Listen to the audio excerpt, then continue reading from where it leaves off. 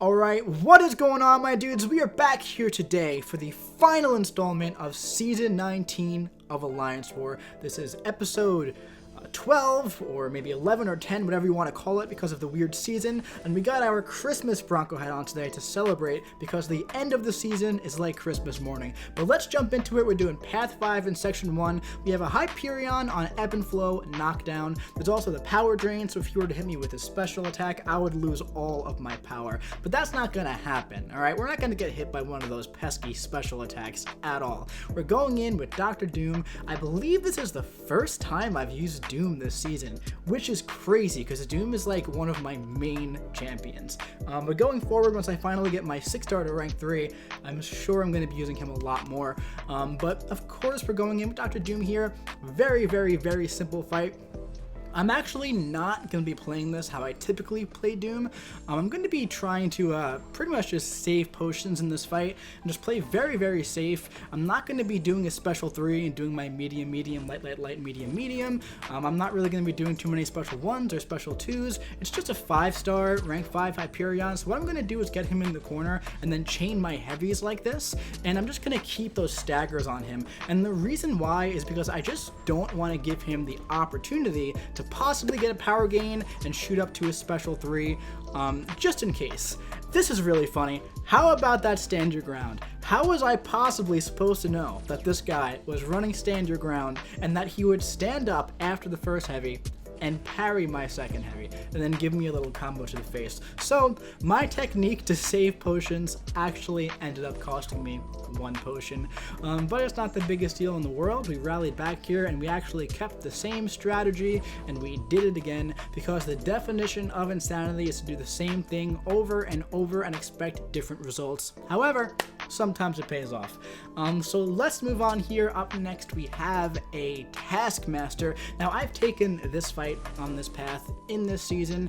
I did it with Omega Red, so I wasn't stressing about it at all. It has heavy hitters, so he's going to have the passive Unstoppable during his heavy attacks, Ebb and Flow knockdown, and of course after 10 debuffs, that includes parry or the heavy degen, he's going to go completely debuff immune, okay? So I want to try and kill him before he goes debuff immune, just for obvious reasons, alright? So the idea here is I just want to get a lot of spores on this guy, about 20 plus, and just consistently keep that heavy degen locked in. Now, just because his heavy attack is going to be, you know, passively unstoppable, you can't do the thing where you bait out the heavy and then you toss off the heavy attack after 1 or 2 dashbacks for this guy.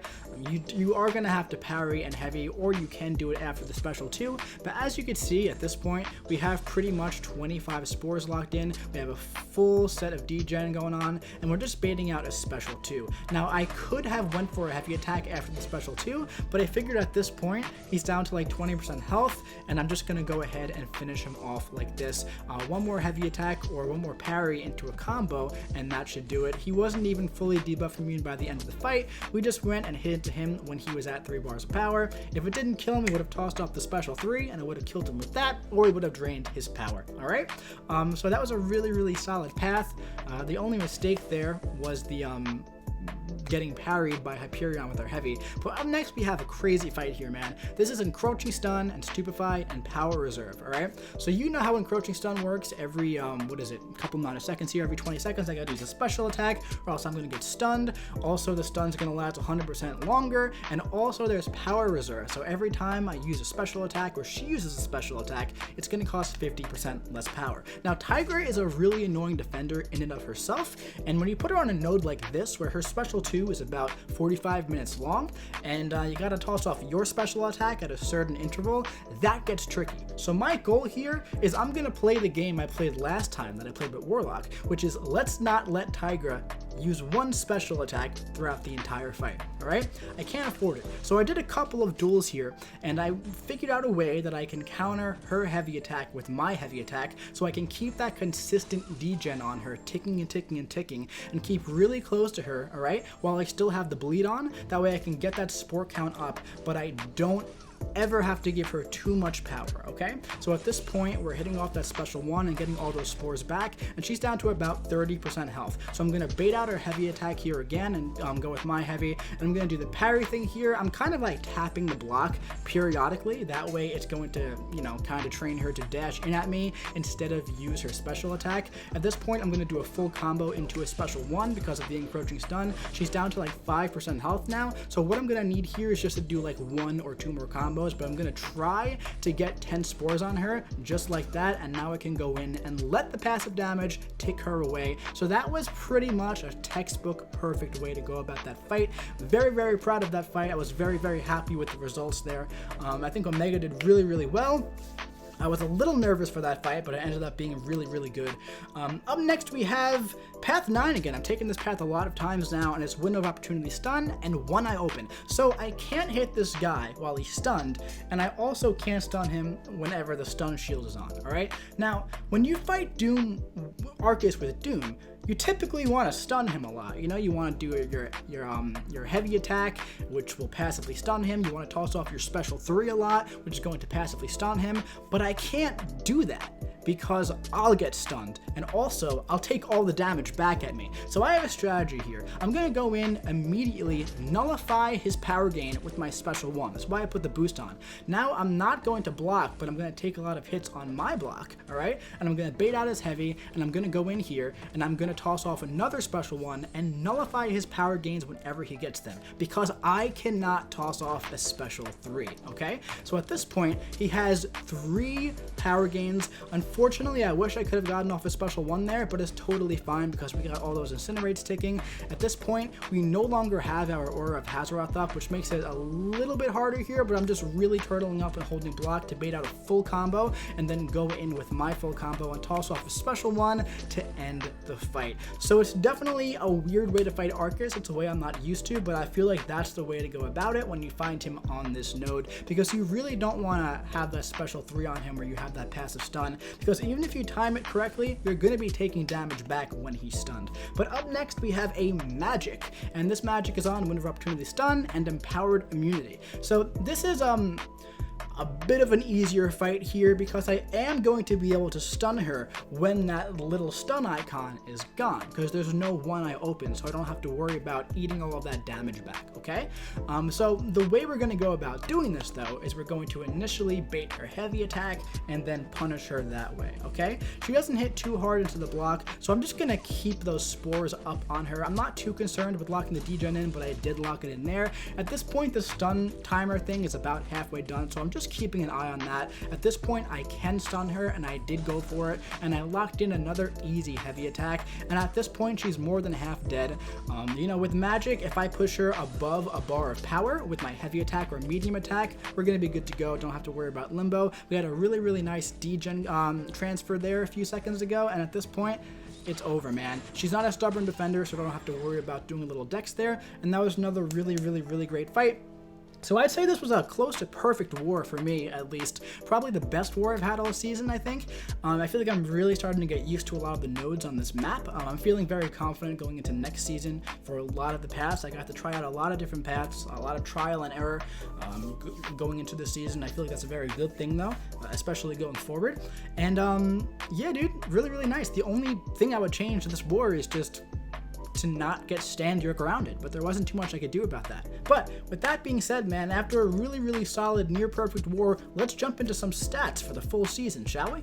So we have a different format here today because my Wi-Fi is currently down because we had a little hurricane in the northeast here, and cable's out and Wi-Fi's out, so I'm not even sure when I can upload this, by the way. Well, you're watching it now, so everything worked out. But I had to copy and paste everything from the other document onto this one, so that's why it looks a little bit different. I'm not going to go through and make everything red and green, but if you can go back to my last video and check it out if you want to. But I did do the past 3 wars.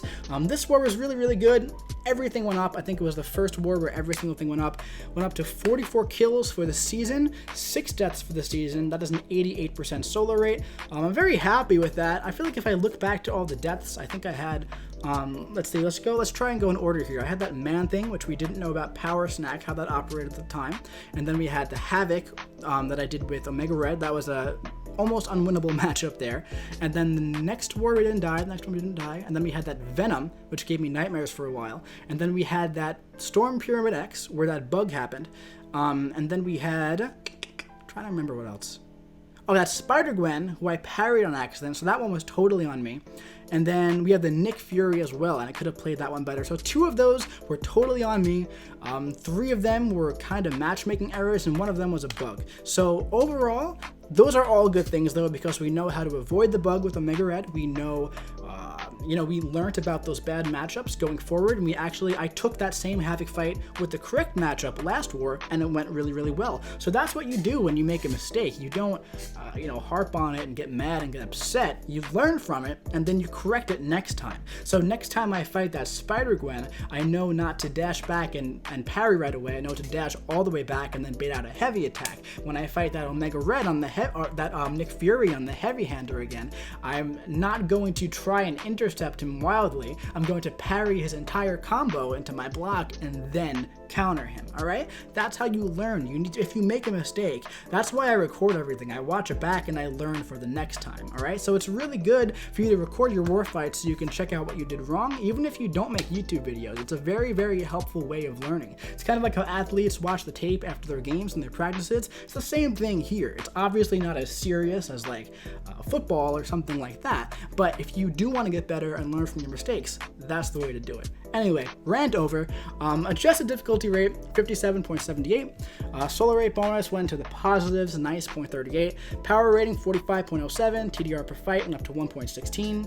These are pretty much all the same. I don't really know about the stat, what that even means. And then PR rank in Battle Group 1 actually stayed the same with 8th, but for the entirety of For Loki, 19th. So, only 6 deaths for the season, and I was 19th in the entire alliance. So, For Loki did really, really well this entire season. It's a new map, and we did pretty well in all the wars. We actually lost this last war, and we ended up losing 4 and winning 5.